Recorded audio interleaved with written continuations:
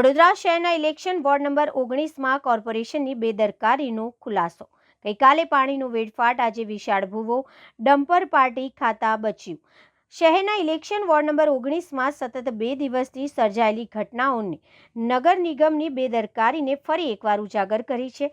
ગઈકાલે જ આ વિસ્તારમાં પાણીની લાઇનમાં લીકેજના કારણે હજારો લીટર પાણીનો વેડફાટ થયો હતો અને આજે સવારે રસ્તા વચ્ચે અચાનક વિશાળ ભૂવો શિખહોલ થઈ જતા લોકોમાં ભયનું વાતાવરણ સર્જાયું। પ્રાથમિક માહિતી મુજબ લીકેજના કારણે જમીનની અંદર ધસી જતા રસ્તો ખોખલો થઈ ગયો હતો। આજે સવારે જ ત્યારે એક ડમ્પર ત્યાંથી પસાર થતું હતું, જ્યારે રસ્તો પૂરતો ધસી પડતા વાહન પાર્ટી ખાતું બચી ગયું હતું। સ્થાનિક નાગરિકોએ જણાવ્યું કે પાણી લીકેજની ફરિયાદો છતાંય કલાકો સુધી કોઈ કર્મચારી ઘટનાસ્થળ પર પહોંચ્યો નહોતો, જેનું જ પરિણામ આજે આવેલું આ ભૂવા રૂપે સામે આવ્યું છે। નાગરિકોમાં ભારે નારાજગી જોવા મળી રહી છે કે અવગણનાના કારણે જાનહાનિ જેવી પરિસ્થિતિ સર્જાઈ શકતી હતી। સ્થાનિકોની માંગ છે કે આવી બેદરકારી સામે પગલાં લેવા જોઈએ અને વિસ્તારમાં તાત્કાલિક ગુણવત્તાસભર મરામત કરવામાં આવે।